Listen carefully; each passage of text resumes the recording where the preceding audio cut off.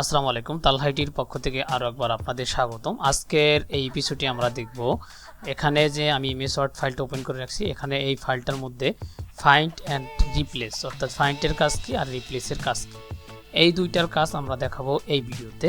সেজন্য অবশ্যই আপনাকে ভিডিওটা ধৈর্য ধরে দেখতে হবে। চলুন শুরু করা যাক। যখনই আপনি কোনো একটা ইমেজ ওয়ার্ড এভাবে আপনি ওপেন করবেন অথবা আপনি অনেকগুলো ফাইল থাকবে, যেমন ধরেন একটা পেজের মধ্যে এভাবে আমার মতো অনেকগুলো ফাইল থাকবে, অনেকগুলো লেখা থাকবে, যেটা বলি আর কি টেক্সট, এগুলো অনেকগুলো টেক্সট থাকবে। সেখানের মধ্যে এখানে হলো আপনি কোনো কিছুকে আপনি যথাযথভাবে খোঁজার জন্য এই ফাইন্ড অপশনটা ব্যবহার করা হয়। ফাইন্ডের যে আপনার কিবোর্ড শর্টকাট রয়েছে সেটাকে বলা হয় কন্ট্রোল এফ প্রেস করলে আপনি ফাইন্ড অপশনটা পাবেন।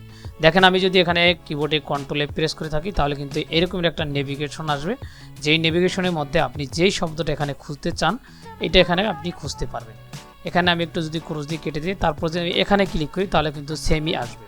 ধরেন আপনি যদি চান যে আপনি এই অন শব্দটা কত জায়গায় রয়েছে, মানে সেই শব্দটা কোথায় রয়েছে সেটা আপনি খুঁজতে, তাহলে আপনি কিন্তু এই অন লেখাটা আপনি কপি করে নিতে পারেন। আমি এখানে সিলেক্ট করে কন্ট্রোল সি প্রেস করে নিলাম, অথবা রাইট বাটন ক্লিক করে আমি কপি নিতে পারি। এখান থেকে আমি ক্লিক করলাম, তারপর আমি এখান থেকে এটাকে কপি নিতে পারি।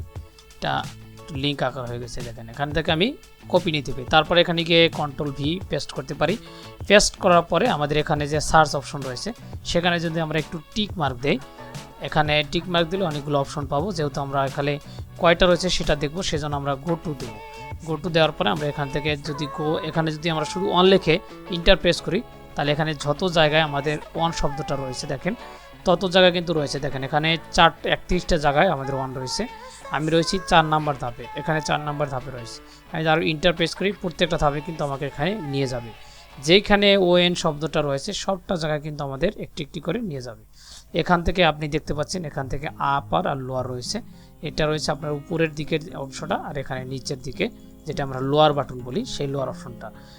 এইটা হলো আপনার ফাইন্ডের অপশনটা। আর যেটা আপনার রয়েছে এই রিপ্লেসের অপশনটা, সেটা যদি আমরা একটু দেখি সেটাও কিন্তু আপনি এখানে রিপ্লেসে ক্লিক করলেও পেয়ে যাবেন, অথবা কন্ট্রোল এফ প্রেস করার পরে আপনি এই কন্ট্রোল এফ প্রেস করার পরে এখানে যদি অ্যাডভান্স অপশনে চলে যান সেখান থেকে আপনি এখানে অ্যাডভান্সের পাশেই রিপ্লেস পেয়ে যাবেন।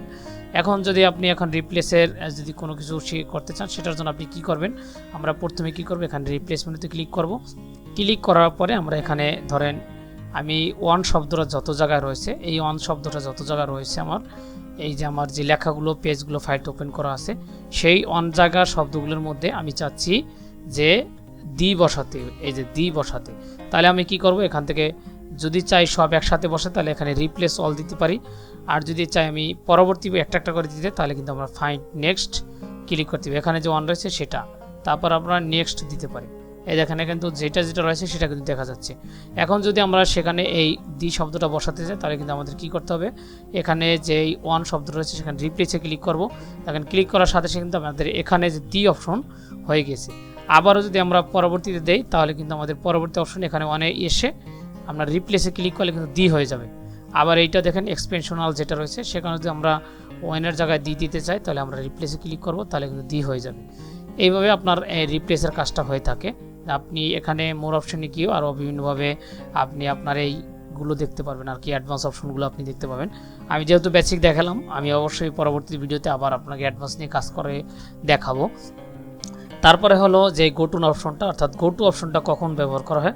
দেখেন গোটু অপশনটা ব্যবহার করা হয় ধরেন আপনি কোনো দ্রুত কাজ করবেন, সেক্ষেত্রে আপনার গোটু অপশনটা ব্যবহার করা হয়। যেমন এখানে আপনার অনেকগুলো পেজ রয়েছে, আপনি কত নম্বর পেজে যেতে চান তখন এই গোটু অপশনটা ব্যবহার করা হয়। ধরেন আপনি এখান থেকে আপনি যাবেন 3 নম্বর পেজে, অর্থাৎ আমি যদি একটু হোম পেজে চলে যাই, এখানে যদি আমার প্রথম পেজটা আমি চলে যাই, এখানে আমি কিন্তু আমার 1 নম্বর পেজ রয়েছে কর্নারে দেখতে পাচ্ছেন। আমি যাব এখান থেকে হলো আমাদের 3 নম্বর পেজে, সেজন্য আমরা কী করবো, কন্ট্রোল জি প্রেস করব, অর্থাৎ তাহলে আপনি গো অপশনটা পেয়ে যাবেন। কন্ট্রোল জি প্রেস করার সাথে এই অপশনটা পাবেন, পাওয়ার সাথে সাথে আপনি যত নম্বর পেজে যেতে চান সেখানে এখানে পেজ নাম্বারটা দিবেন, দেওয়ার পরে আপনি গো টু অপশনে ক্লিক করবেন, তাহলে কিন্তু আপনি সেই পেজটা চলে আসবেন। দেখেন এখানে কিন্তু আমি সেই পেজটা চলে আসছি। এই হলো আপনার গো টুর অপশনের কাজ। তারপর যদি আপনি চান লাইন, অর্থাৎ আপনি কত নম্বর লাইন, সেকশন, বুকমার্ক বা আপনি এগুলো আপনার আলাদা দিকে দিতে পারেন। ধরেন আপনি কত নম্বর লাইনে যেতে চান, অর্থাৎ আপনি আপনার যেই রয়েছে পেজের 4 নাম্বার না 5 নাম্বার লাইনে যেতে চান সেটা কিন্তু এখান থেকে দিতে পারবেন। দেখেন এখানে কিন্তু এক্সাম্পল আকারে দেওয়া রয়েছে যে আপনি কীভাবে যাবেন। দেখেন আপনি প্লাস দিয়ে তারপরে আপনি যত নাম্বার ব্রেকে যেতে চান সেটা দিবেন, তারপরে গো টু প্রেস করবেন, তাহলে কিন্তু আপনি তত নাম্বার জায়গায় আপনার মাউসটা ঠিক মতো এসে বসে যাবে। এই হচ্ছে আপনার ফাইন্ড, রিপ্লেস, তারপর আপনার গো টু, এই তিনটে অপশনের কাজ। অবশ্যই অল্প সময়ের ভিডিওতে আপনাদেরকে অনেক বোঝানোর চেষ্টা করছি, আর এরকম টুকরো ভিডিওর মাধ্যমে আপনি শিখতে পারবেন এমএস ওয়ার্ডের সবগুলো অংশ। এই জন্য আপনাকে অবশ্যই চ্যানেলটা সাবস্ক্রাইব করে পাশেই থাকতে হবে। ধন্যবাদ সবাইকে ভিডিওটা ধৈর্য ধরে দেখার জন্য।